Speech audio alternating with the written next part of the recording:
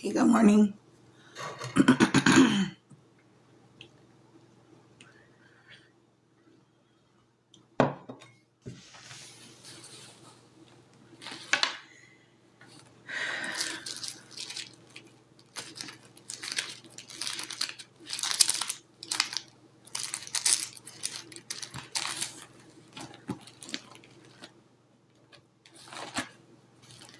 Good morning, everybody. My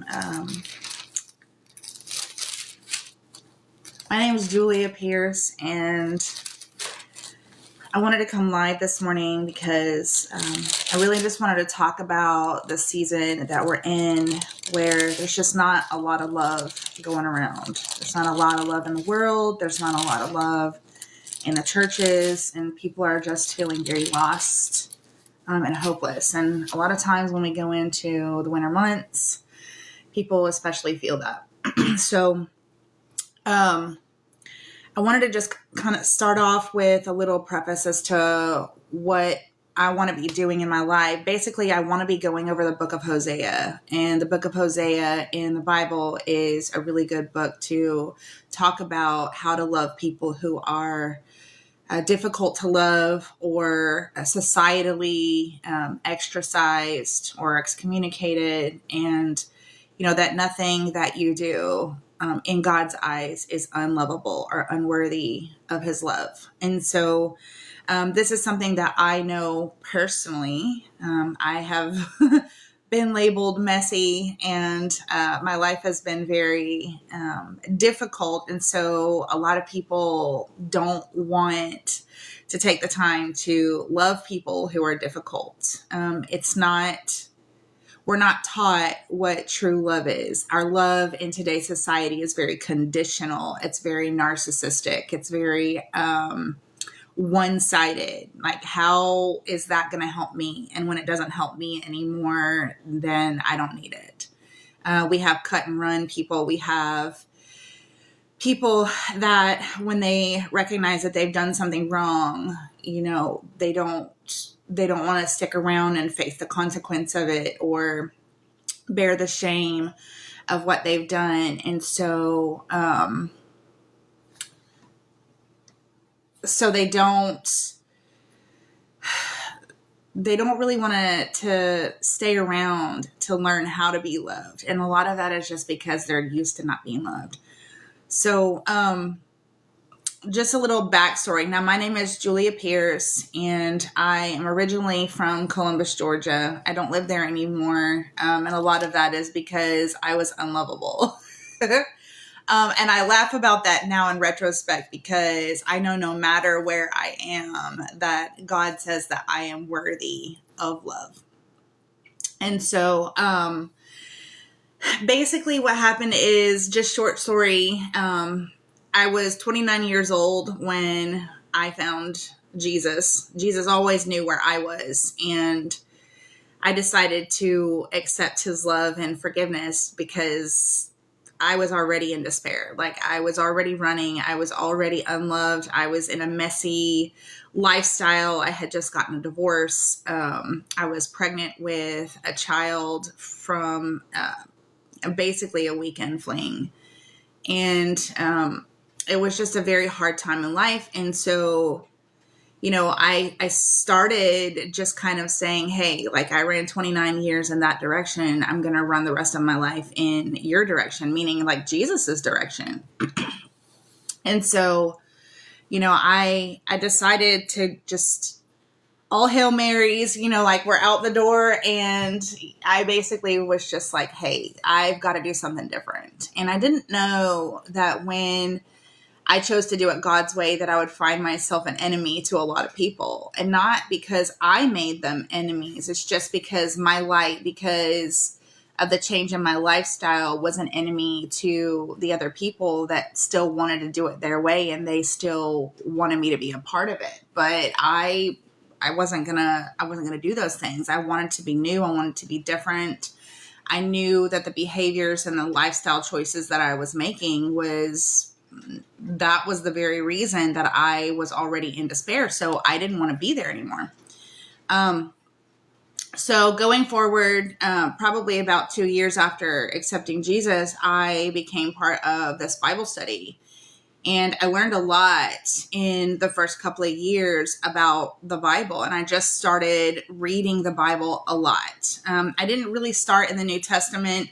I just kind of, I went where we were studying, or I went where I was called to go in the Bible. And I had a checklist of all of the Bible chapters, and I would go through and I would read them all. And at that time, because I was still a smoker and I was trying to be delivered from smoking, I decided to replace my cigarette breaks with Bible breaks. And so I would go out there and I would read the Bible. And I just remember that, I just remember that during that time I had a leader in our Bible study that I was questioning him about where I should be in the Bible. Like, I was experiencing all of these things. And he basically just encouraged me, like, just open your Bible and read. And so, I started doing that, and I found myself when I would take my Bible and I would just open it, flip through it, and wherever I felt, I would open it. And I always just felt that God was speaking to me through everything that I read. Like, it hit that exact spot in my life, and it made sense. It was able to apply to my life. And I just remember, I came across Jeremiah. I love Jeremiah.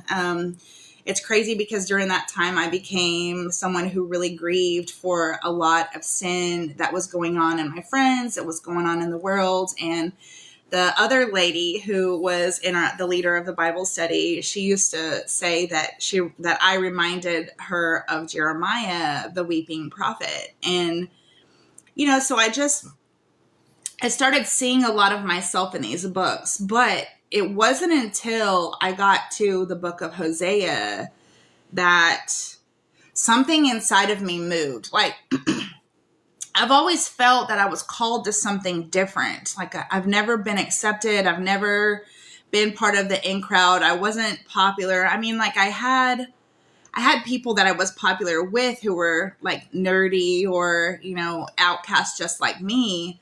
But for the most part, I kind of knew that there was something that set me apart. And this used to be a bad thing for me until I understood that it's actually a good thing. And so when I was just asking the Lord, like, what is my purpose?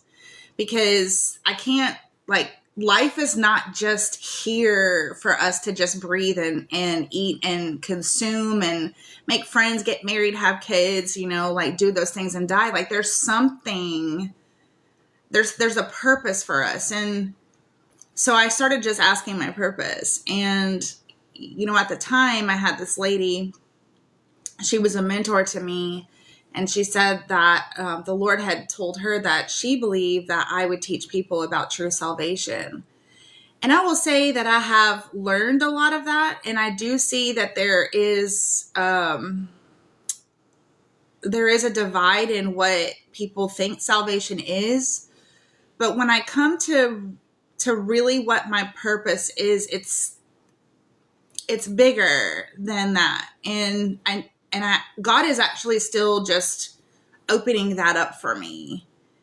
I see that a lot of you guys have joined. I apologize. I'm kind of new at this, so I thank you guys for being patient. I'm really just kind of telling my story, and eventually we're going to get to, if you want to do a Bible study with me, we're going to do the Book of Hosea, and it's the title of what I want to do over the next couple of weeks is talk to people about how, if you feel unloved, that God loves you. But also, if you're having a hard time loving people that are hard to love, like, let's say that you're going through a divorce or you're in a separation and you want to learn how to love your spouse, or if you have a family member that is kind of can kind of be a clown show and it's really embarrassing to be around them, or if you have a kid that or a teenager that's just being really difficult.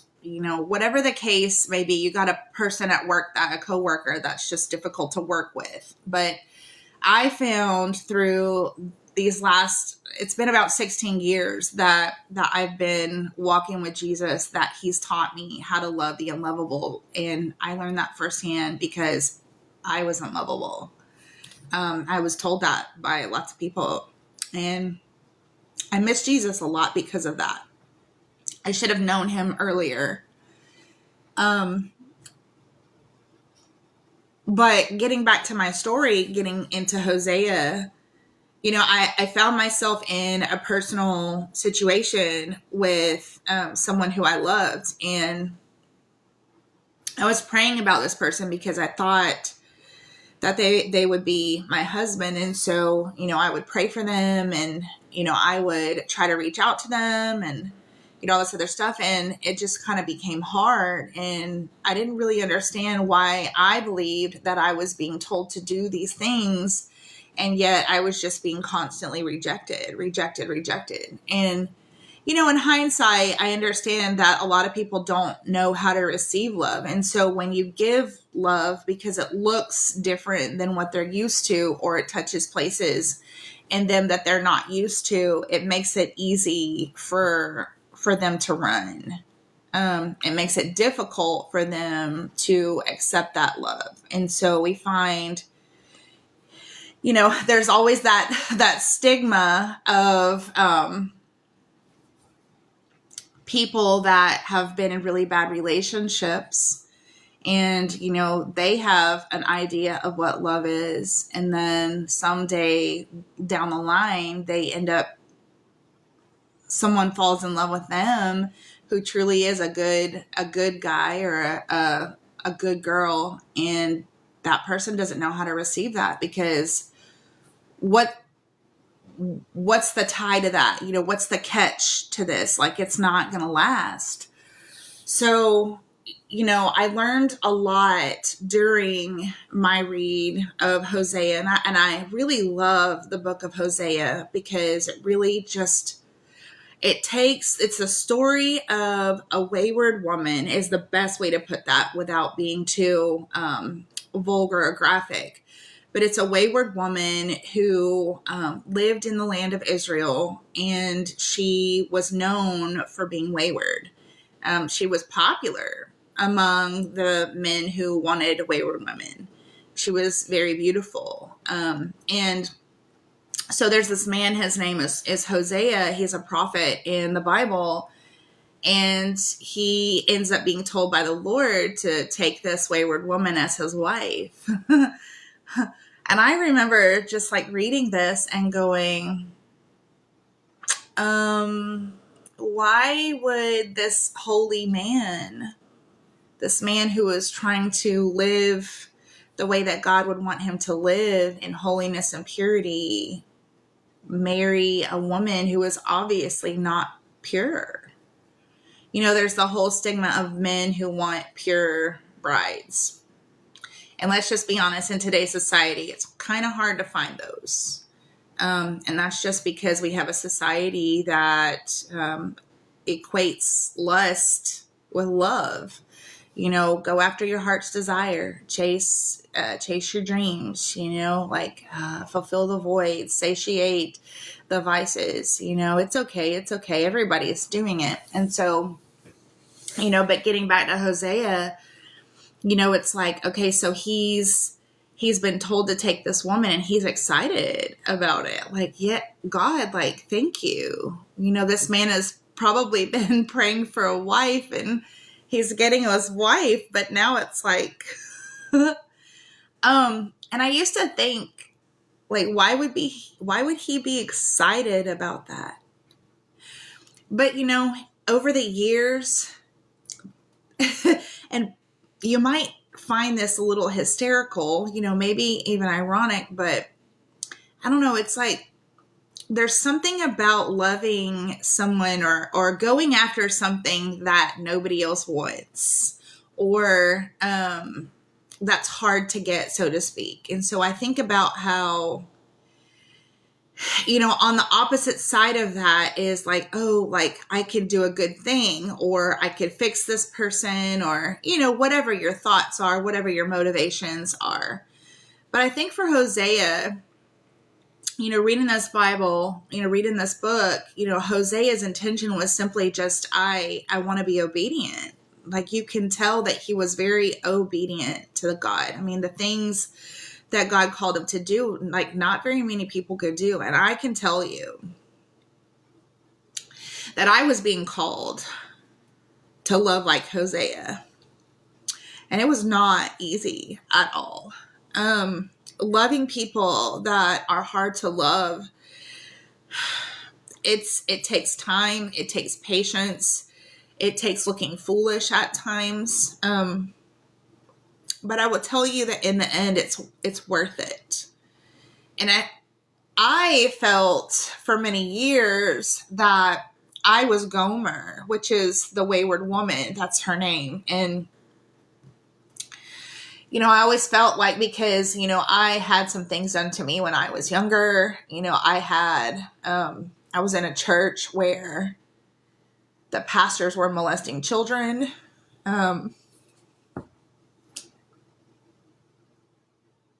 Sorry. So you just learn this awkward and very wrong type of love, especially when it comes from men, if you're a woman. And so you become promiscuous, and now the world looks at you like you are a wayward woman too. So I could put myself in Gomer's shoes when I was reading this book. But then there came this point where the Lord was like, Julie, I don't want you to be caught up in what the Gomers look like right now. I want you to be focused on what the Hoseas are, what they look like. Because there are some of us out here that are called to love the unlovable. But what's really funny about that is when, you're taught, and when you're told to learn to be like someone, when you're learning that in God's kingdom, you learn that by receiving that from someone. And I didn't receive that from people. There were two gentlemen during my wait for a husband that I tried hard to love the way that Hosea loved, because that's what I was told to do. And I got accused of being controlling and, manipulative. And I won't say that I didn't struggle with those sins. That's definitely been something that I wrestled with, because when you're unlovable, it's hard for you to meet your needs because nobody wants to give. So you learn to do things for yourself. You learn to make the world work for you. And I've been really good at that. So to those people, it may have looked like I was being controlling and manipulative, and all I was being was obedient. But it wasn't until that last person, no matter what their reasons were, I found my friend, who is my husband now, David. At the time, he was just silly little Damien. We worked together at this place that I worked at in Columbus. And, because I had lost the gentleman before, who was also a friend, he was a mentor, we worked together. It was a very difficult time for me. And in more than missing the dream of being his wife, I missed his friendship.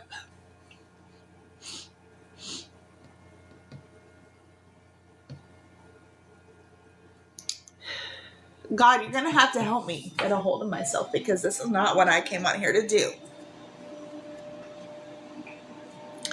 I don't like crying in front of people.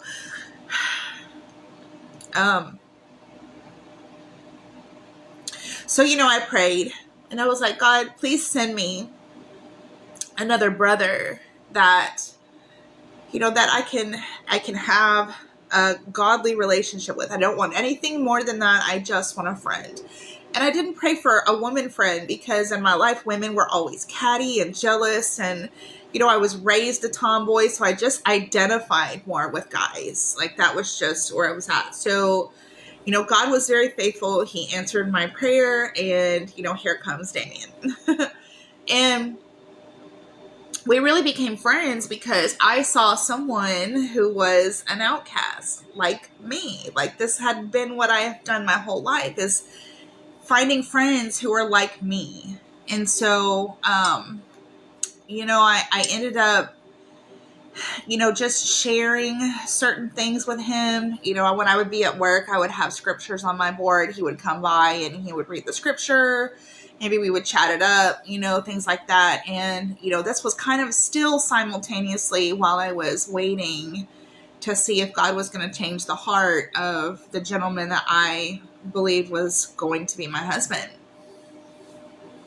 And, so during this time, I laughed, he was funny, kind of took my mind off of the hurt. I started feeling like myself again. And, David, my husband now, which for those of you that are joining, he was Damien, at the time, and just a friend, like he and I it was like we clicked, and there were things that he was going through in life that I had a testimony for, or that I knew scripture to help him with, or, that I could help him overcome those things or push down temptation or whatever the case was. And I felt needed. We all have love languages, and, my love languages is receiving gifts. But if you're receiving gifts, then you're also a gift giver. And I love giving gifts. And part of what I love giving as a gift is knowledge or, experience, maybe even just encouragement, whatever that was. And so he literally would just sponge up the things that I would share with him. And to me, that really inflated my love bubble. I didn't have anybody to do those things before. So I was experiencing something that I never experienced before. Well, fast forward a couple of years, the gentleman that I was waiting to see if he was my husband, he chose another woman. And so it was just time to move on. I started dating. I went on a couple light dates with, I think maybe it was just there was a light date with one person that I worked with, that I guess he had a liking for me. He was a super nice guy. He was a cowboy all the way, Southern gentleman. But it just it wasn't clicking for me. And then I met this guy at church and I courted him for, I don't know, 3, 4, 5 months. I didn't really log the time. But during this time, I realized that if I was going to marry that gentleman, that I would have to let go of my Brody. And that's what I call my husband, because before he was my husband, he was my Brody. And that was just I've always had this thing where if I like you, I come up with my own name for you. That's a special thing that I do, So he is my Brody. And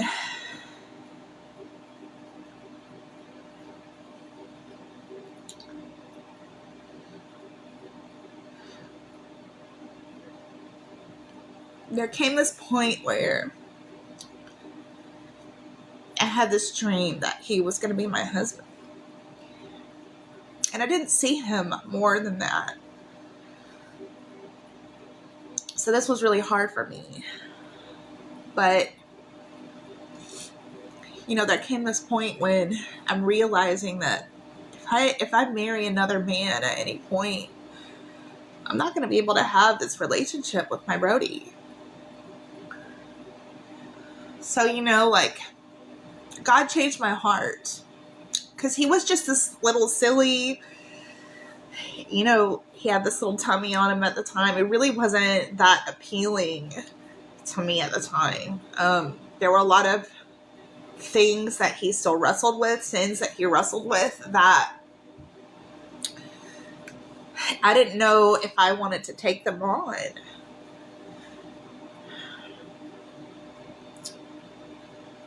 But when God tells you to do something, and you want to do what God wants you to do, you're going to do it.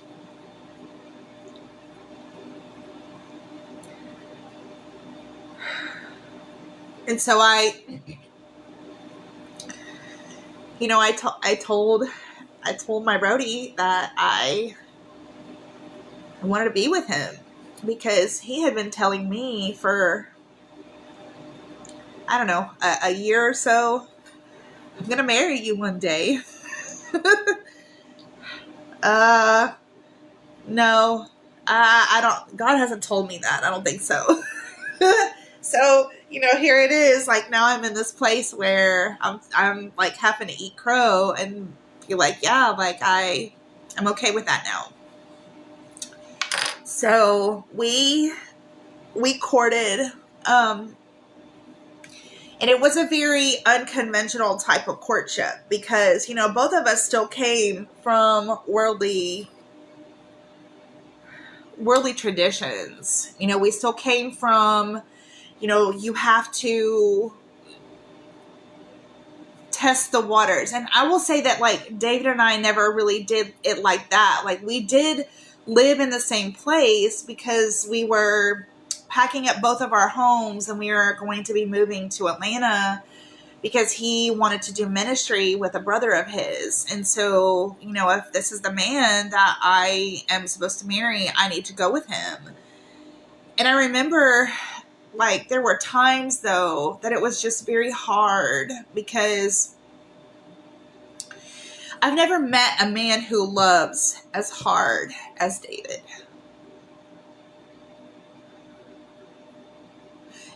And, like, there were times where he would be touching, like, wounds in me that made it very hard to want to stay. And I just remember this one time, like, we got into this, it was just a petty argument. And, I was getting ready to, like, just leave. I'm just leaving. I can't be here. And, a lot of times when people are touching those places that are hard to love, like, hard to heal, or those places that you don't want people to touch because it hurts, it's like, it's easy, and you're really good at burning bridges. Like, let's just burn the bridges now, so, like, they never want to come back. I don't have to touch the spot anymore. I can keep my walls up. And I just remember, like, as I was walking out the door, he just came up behind me and he just grabbed me. He was like, please don't go. Like, don't go. And he was like, I know that you have walls, and I know that you've been hurt, because he saw a lot of what happened.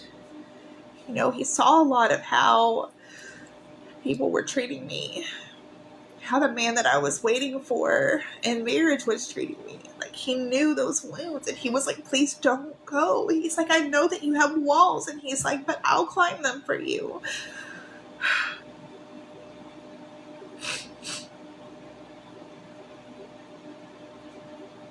Excuse me for just a minute.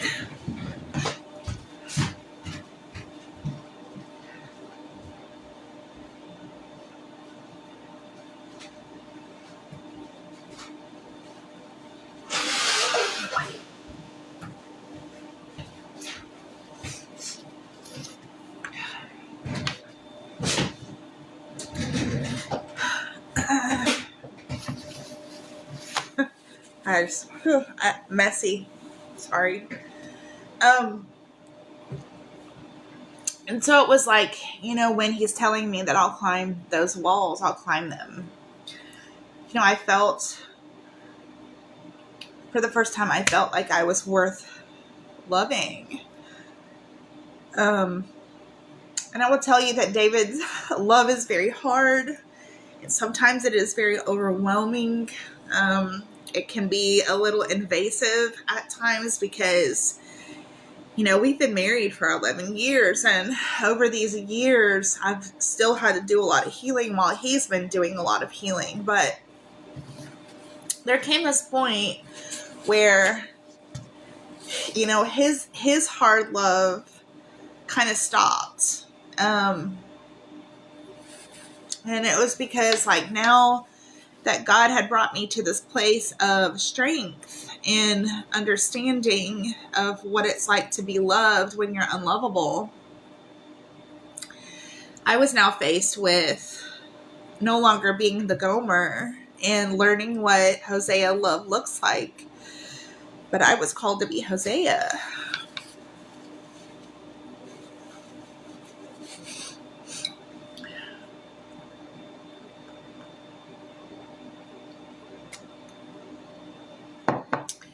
And,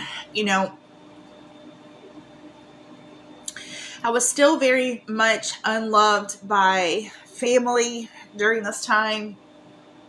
I was very much unloved by the world. I was misunderstood. I was, my family had, developed their own thoughts about my radical transformation, the gifts that I was moving in. I wasn't very quiet about the gifts that I had because I was just so excited about them. I didn't have a mentor because, again, I was too messy. I didn't have a lot of people that were investing in me. So when I'm learning about the things that I'm supposed to know in God's kingdom, I'm learning them at the feet of Jesus. And that's hard because you can't see Jesus with your physical eyes like I can see you or you can see me. You have to learn how to hear him. You have to learn how to see him. And I've only ever seen Jesus maybe 2 times in the 14 or the 16 years that I've been walking with him. And the first time that I saw him was when he called me. And so, here it is. I am, learning things. My walk is looking very messy to people. And, but I'm in love with Jesus because he's just done such amazing things in my life. And, he's taught me just so much. And, typically when you learn something exciting, you want to share that with the people that you love. But some of those people that I loved were people that felt conviction and they felt exposure and they didn't understand my heart, you're my friend or my family. And, what there's something more for what you're going through. But, you're dealing in a world where people rely on medicine and counselors and doctors, and they rely on, tradition and, what my mama did and what the pastor says. And, it's very foreign concept to just rely on, what does Jesus say? And I just remember that. So during that time of being very, going back to the transition of where my Brody was loving me, when I was unlovable, now I am going through my own storm and he's part of it. I don't want to go into too much detail about the things that my husband went through, but it was very similar to what Gomer was doing to Hosea. And, I remember the first time that I started getting inclinations and unctions from the Holy Spirit, which at the time I thought they were just Satan. I didn't know that God was like warning me that something was going on with my husband. I just wasn't in that understanding yet. And if I would have known that, I probably could have prayed differently, because the way that I pray now, like I don't have to deal with things like I used to. But I just remember kind of just pushing that down. And then, this one day he came to me and he was just like, hey, this is what I've been doing. And I'm so glad that God taught me how to be loved, because again, as I'm reading through the Book of Hosea, again, this has just been a book that I revisit so much. I love this book. Like, I love this book. I love this book so much, I named a son Hosea. Like, that's how much I love this book.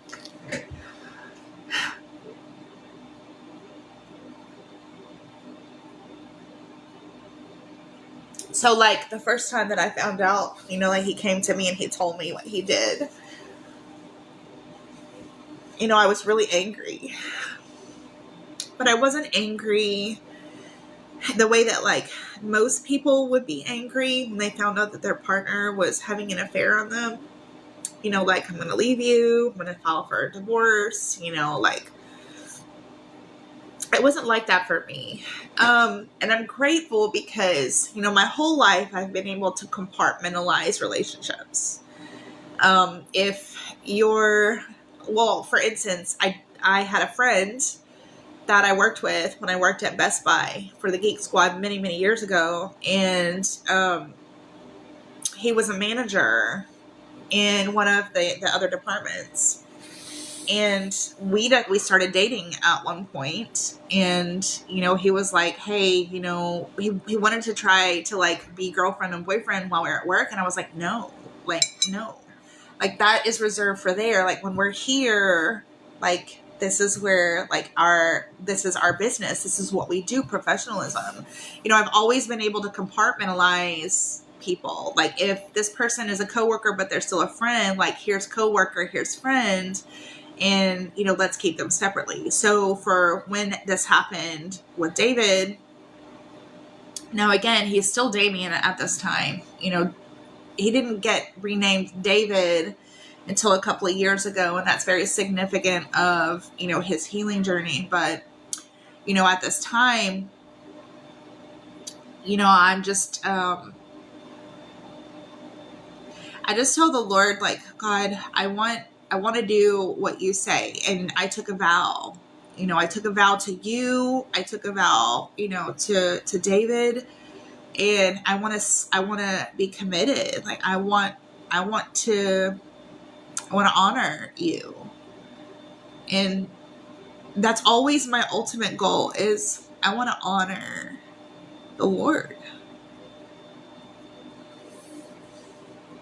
Because I love him.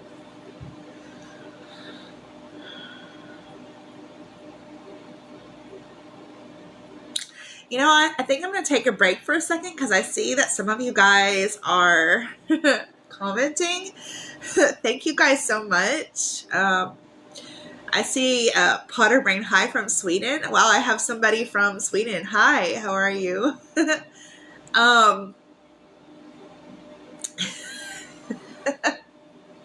Let me see here. Like, some of you guys, do I have any other comments? How you doing? Slime Sully 1313 says that. This morning I was doing pretty good. I didn't know that I was going to end up having an emotional... it's not really an emotional breakdown. I try to be wise about my words, but I didn't know that I was going to be, like, in tears in front of you guys. Anyways, thank you guys for, like, participating and listening. Let me see if there's anybody else real quick, because I definitely am enjoying the break for a second.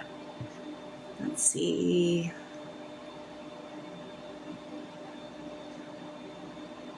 Oh, I see somebody sent me a gift. Thank you. Thank you for that. That's very nice. I appreciate that.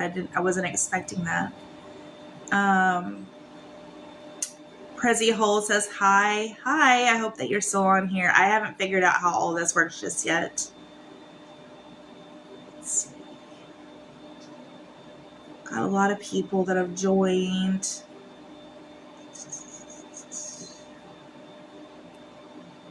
Okay. Well, I tell you what, like, let me just, if anybody wants to ask a question, like, let me just take a break, from my emotions for a minute and, like, just interact with you guys. Thank you very much for being a part of, that I guess this is like an interlude to how to love the unlovable. So how are you guys doing today? Like, where are you guys from? Can you comment, like, your state or your country, where you're from? I know I'm from Georgia. I live in Georgia. I don't know if there's any fellow Georgians on here, but it kind of just looks like you guys want me to go on with my story. That's really, like, touching for me. Thank you, because I'm not used to people who really want to pay attention to what I have to say. So that's very encouraging. Thank you. All right. Well, so I guess we were getting into the juicy the juicy details of my story, but okay. So then going back to, asking the Lord, what do I need to do? Because I don't want a divorce. I've already been divorced once. It's hard. It leaves a scar on you. It leaves a lot of bad blood. It's just not worth it. It's just not worth it. And, I knew when I took my vow to David that I wanted this to be my last husband, I didn't want to have to worry about, will I have to be married again someday or whatever. So anyways, I remember the Lord just telling me, like, Julie, have him sleep in a different bed. Just stop all of your wifely duties. You can go back to being his friend. And again, just like I had talked about before, learning how to compartmentalize, because he was my friend first, I knew how to address him as friend, and he became my friend because he was my brother first. So I was able to still maintain the relationship of seeing him as a brother and as my friend. But obviously we still had dynamics because we had 2 sons at that point. I have Preston, who was my teenager, and I brought him in to our marriage, which David has adopted since then. And then we already had Jasper together. So here it is now. We have children and he has fatherly duties and he still has husbandly duties. And so I basically just tell him, like, you're going to sleep in your own room. You're going to take care of your own things. I'm not going to be a wife to you. I will be your friend. I will be your sister. And you will still maintain your children. Like, you're still going to do that. And I was very respectful to him during those times, but I maintained my ground. It was very hard for him to separate. Like, because a lot of times he's very affectionate, a very affectionate husband. And so a lot of times he would kiss me in the morning, hugs. And, if he was feeling bad sometimes during the day, he'd just come and give me a hug. So he couldn't do that during this time. And so, these were the things that God was just ministering to him through, because there's a consequence for what you do, even though there's grace and mercy. And I will say that God was using me to show him a lot of grace and giving him a lot of mercy, because the consequence he deserved was divorce. Like, the consequence he deserved was, being thrown out because of what he did. But, during that time, it was like, I just sought the Lord more and, let him love on me and show me that my faith should not be in my husband. like my husband is a gift that God has given me, but that he's not my husband is not my ultimate provider. My husband is not the one who fixes me when I'm broken. My husband is not the one that I should need to. There's too much pressure that are put on husbands by wives, because these wives, sorry, my ice machine. These wives don't understand how to find their everything in Jesus when their husband isn't perfect, and so during this time, I learned that God still provided for me, that God, he still made sure I had everything that I needed. Because, for many, many years, my husband wasn't a great provider.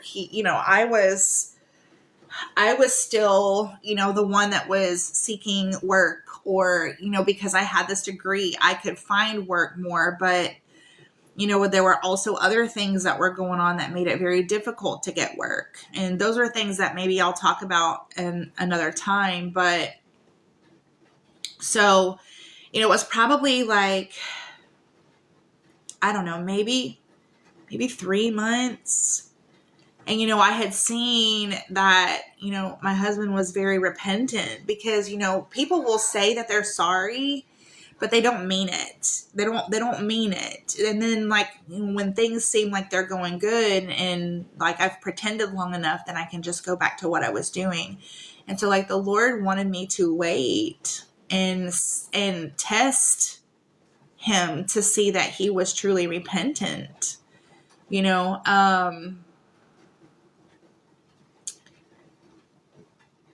I've always been someone who tests people. And you're never going to know when you're being tested. Like, that's just because, to me, I think friendship is a very valuable relationship.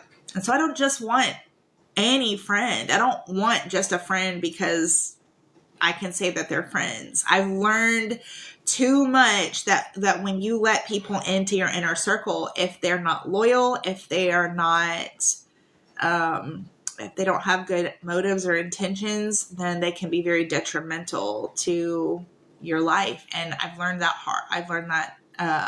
by hard knocks, let's say.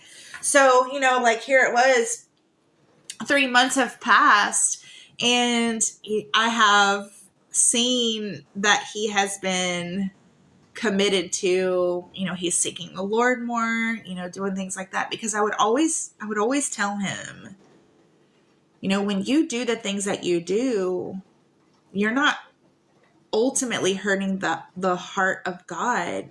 You're hurting God's children. And you're hurting yourself. Like, when we sin, we are hurting ourselves, and we're hurting other people. And that's what hurts the heart of God, because we are his children. He loves us, and he doesn't want to see us hurt. And so I would always remind, him, when you do this, you're doing this to those people, you're hurting them, and you're hurting yourself. And so, like, this isn't about what you've done to me. This is about, like, you have some healing that you need to do. Like, God wants to heal this area, and he wants to teach you how to love people the way that he loves them. Because, like, let's be real, we're in a time where love is fleeting. It's just a word. It doesn't mean much. It doesn't really look like love. It doesn't feel like love. And I personally believe that Jesus is raising up people in these seasons, especially with what's going on in the world, because he wants us to show people his love. Because there are some hard things coming, and there's going to be people that need to know where they can go when they need a hug, when they need encouragement, when they need a place to stay, whatever that looks like. But so, like, after this 3 months passes, and I see that there's been this consistency, we've had these conversations, he's truly repentant, I just thought, God tells me like, it's okay, like you can let him back in. And so, it was probably, several months went by. And then I remember we started working, we were working together again at this place through this temporary placement agency. And we were doing catering and bartending. And I remember like that I started seeing those behaviors again. And, during that time, like, I guess like, so that people understand, let me just say this. So my husband used to wrestle with homosexuality in the closet spaces or in the secret spaces because he was molested when he was younger by a black man. And so a lot of people told him like, well, if you're molested by, a man, you must be gay. So, a lot of times, like, the reason that he's divorced from his first wife is because, he had affairs on her. But, like when we were friends, I thought and he thought that he was healed, because here it was like it was like I was everything that he wanted, and, I was his friend, and he didn't think about those things, and that wasn't a wrestling point, and that was really just our naivety at that point, because I think sometimes God will allow our sins to be repressed for seasons and then at times bring them up so that we can be healed. But, I see some of you guys are still on here, so thank you for that. And those of you that are still, or that are joining, thank you. Hi and welcome. So like at this point, like when I first found out that my husband was, cheating on me, that was like 2016. Yeah, something like that. And so he was calling hotlines and to speak with, African-American males. That's still cheating. That's still adultery because, God says that lusting in your heart is adultery. But the point that he was sharing those things with other people, that's adultery. So like after that 3 months, the several months, like I would say 6 months passes. And then I find out that he's on hotlines with white males now. So I'm seeing the progression. I know that people could laugh and say like, but he's still, okay, I get that. But when I'm going to tell you that one of the hardest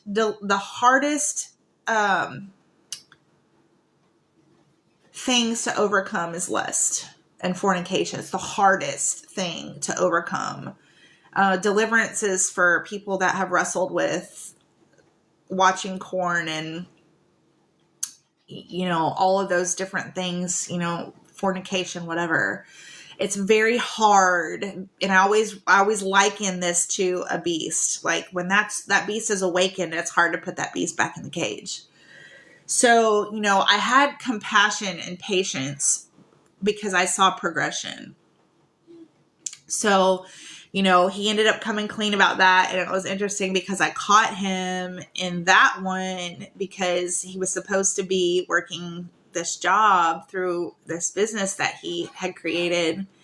And we were supposed to be getting paid and funds were getting tight. And now like there's no funds. And I keep asking him like, well, when are you going to get paid? And he'd make these excuses. And so he ends up coming clean. And, at this point, I'm definitely in my flesh, because like this is twice. And there's a part of me that's like, why am I not enough? Why am I not enough? And, this is like when the Lord was like really getting a hold of me and he says, Julie, it's not about you at all. Like if you remember how it was for you to be delivered from that, like, can you understand that this isn't about you at all? This is about what he's wrestling with.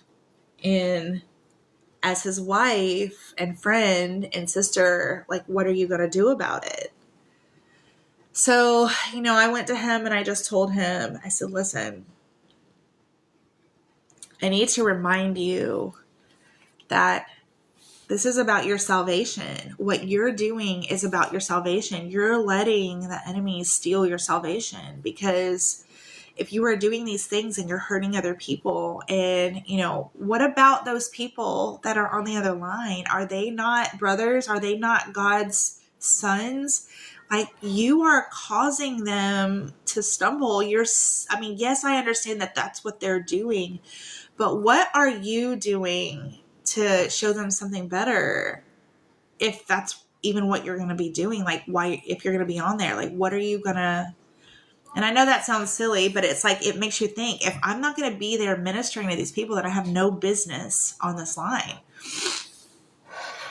So, we went through, I still pulled back a little bit. I didn't entirely take away, my relationship to him as a wife. Of course, I wasn't honoring him the way that a wife honors a husband when it comes to intimacy, but I still took care of the kids. I was respectful. I did his laundry. I did all those things that a wife does, helped clean the house, things like that, because I still wanted to, I think ultimately I still wanted to see him delivered from this, but I knew that he was not at a place that he really wanted to do the hard work to be fully delivered from it. Even though I would speak to him about things at times, and we would have these conversations at times about how you used to sop up the stuff that I would give you, and now it's because I'm your wife that what I have to say isn't valuable.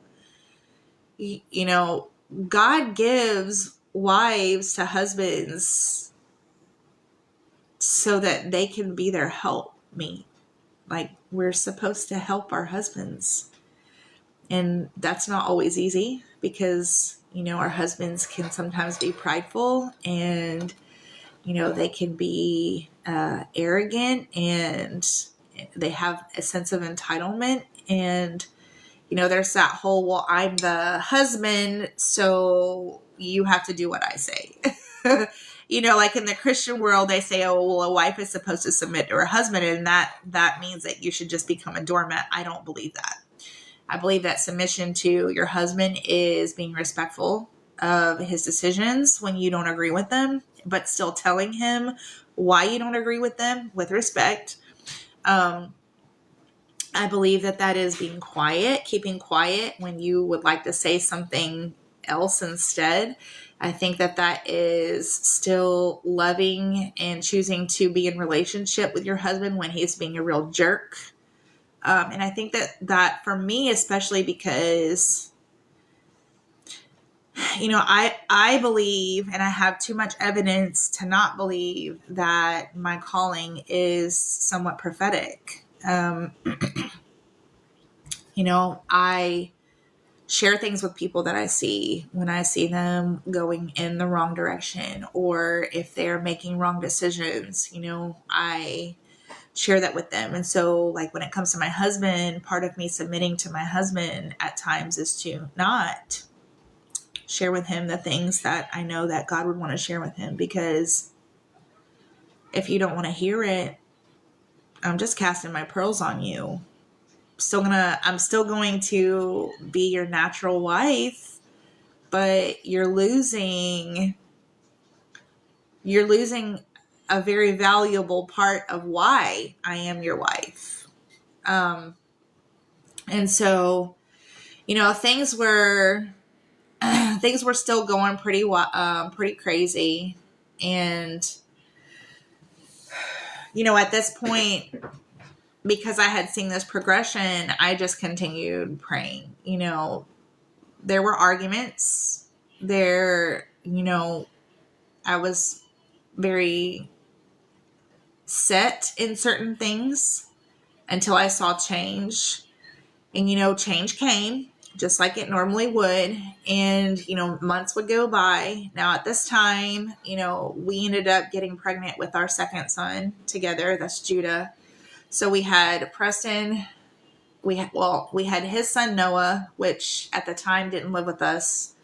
And then we had Preston, which is mine, which is now adopted by David. And then we had Jasper. And now I was pregnant with Judah. And so, around that time, things were fine. I thought we were better. We had Judah, we had the whole, pregnancy, and I had a very, very hard delivery. It was a hard pregnancy with Judah. Judah actually came as a gift to me because I actually had cancer. I had reproductive cancer, like in a season during a lot of that bitterness that I was experiencing. And then, him doing what he did and things going on in the family. And, it was just very hard. I was dealing with a lot of judgment. I was dealing with a lot of betrayal. So, I had gone no contact with my family during that time. So I didn't really have anybody except my friend Heather when I was going through this delivery. And I wanted to do it at home, not just because of the experience, but also because I was afraid to be in a hospital because these people were trying to commit me to a mental institute and, try to take my kids from me because they thought that I was negligent. Like, I'm dealing with a lot and I'm barely hanging on. And y'all are trying to kick me while I'm down. So anyway, so here it is. I'm wrestling with bonding with Judah because of the detriment of my labor and my delivery. And I almost died. I lost so much blood, and then I found out months later that my husband was trying to get after my friend at work. But it was a girl this time, and she was African American. So we went from African males to Caucasian males to now African women. And then going forward many months, then it would become one of his friends that was a white woman. So I saw progression. It didn't make it easy at all. But I had learned how to find my sustenance and my provision in God. And just seeing the deliverance. But I will tell you that after the friend and learning that he was chasing after women that were supposed to be clients. No wonder we were losing business, losing jobs.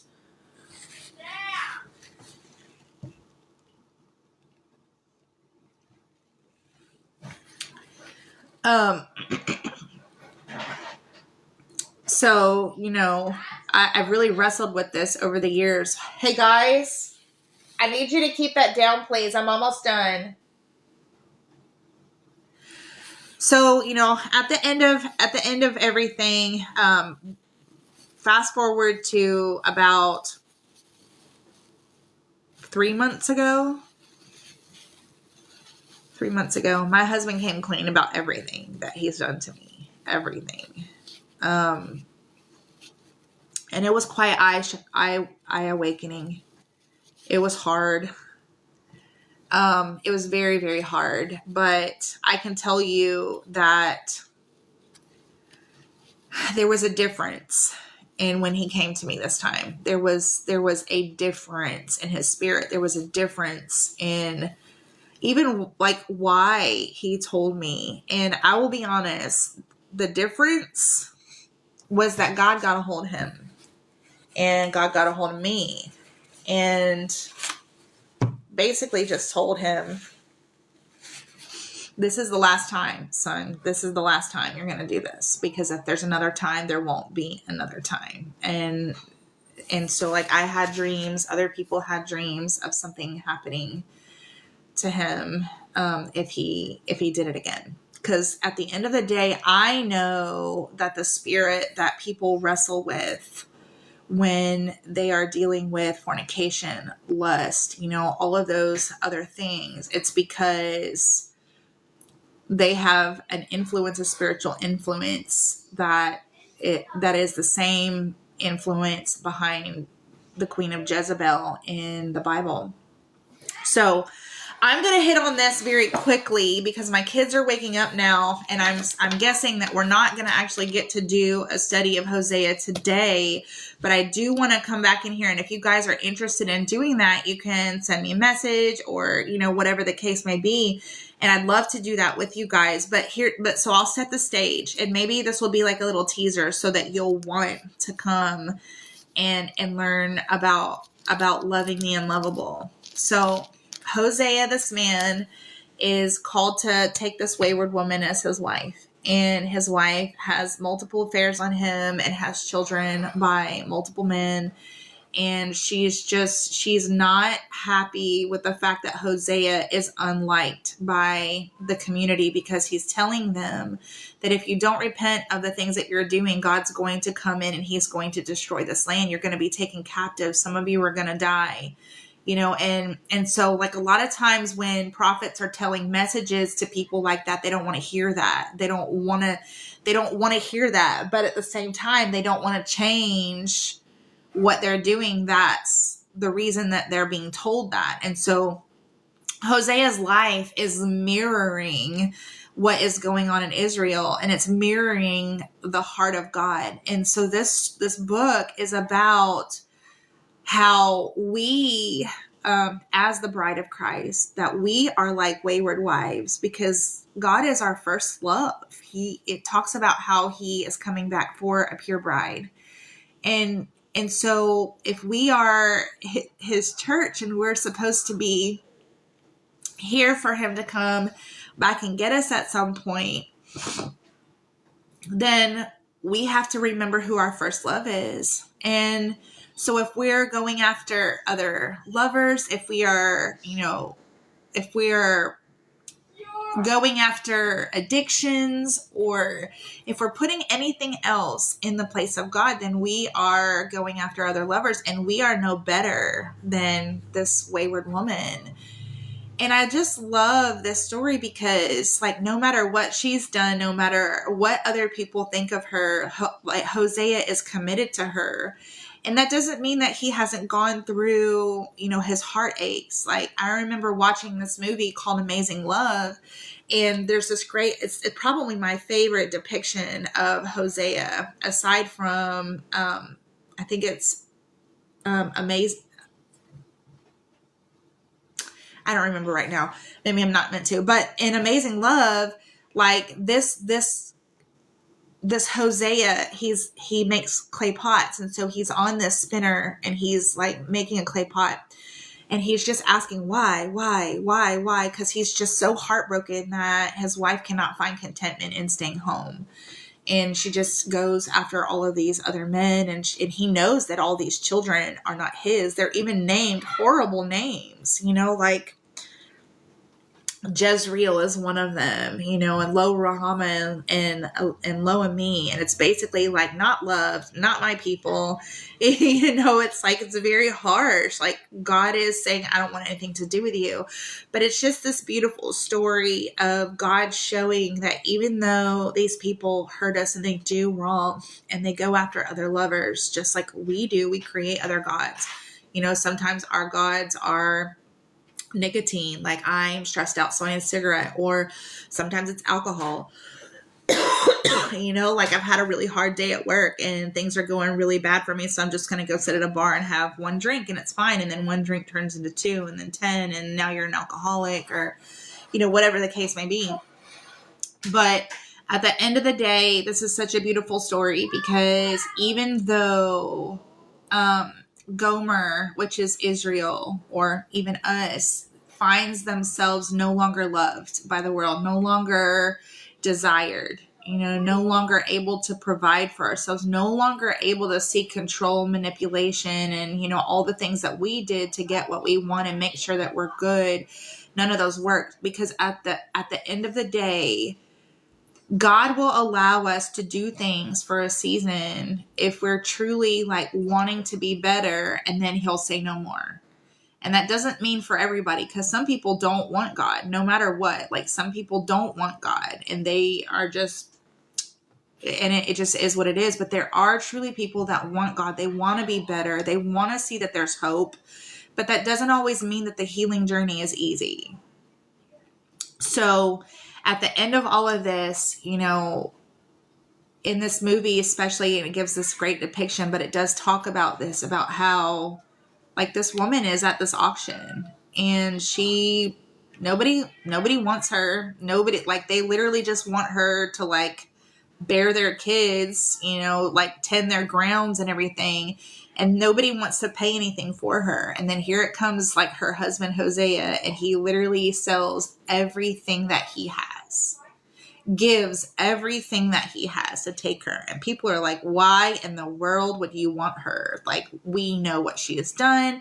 We know what she's like. Like, she's like a doorknob. Everybody's had a turn, And so, but like Hosea, like, he tells her, like, I want you, like, forever from here on out. You will always be for me, and I will always be for you. And we don't really know if she was always faithful, but we can discern that she was, because there is a scripture that I love. It says, he who is forgiven much loves much. Those of us that have been broken, and those of us that have done really bad things, like, we know that when we've been forgiven of those things, that it causes us to kind of sit there and be like dumbfounded. Like, why would they forgive me? Because I know what I did. I want to be like that. And I feel led to like share with other people that if you feel like you have done something wrong, that you've been unlovable, maybe people in the church laugh at you and they don't want anything to do with you. Maybe they, think that you're unredeemable. I want you to know that God loves you. He sees you. And I have always just asked the question, how are people going to know that God can fix the broken when they're never meeting anybody who God has fixed who was broken? We need to know that there are other people out there that have been broken, that have been sordid and wayward, that God has done wonderful miracles in. And I will tell you that today, that I truly love my Brody. My husband and I are probably in the best place that we have ever been. There is peace in our home, and I just live it day by day, but at the end of the day, my hope, my faith is not in my husband. My hope, my faith is in my Jesus. And I know that he uses my husband to provide for me in certain ways and to love me in certain ways. But at the end of the day, if God is all that I have, like, he's all that I need. And I hope that you guys have been encouraged.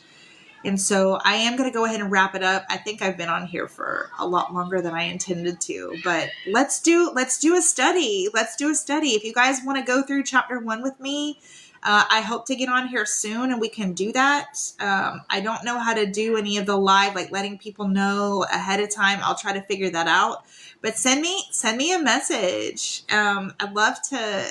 And I mean, honestly, if you don't have to wait for the Bible study, if you've got questions you want to ask, like you just need somebody to pray with you, like, message me. So I hope that you guys have a good day. I love you guys wherever you are.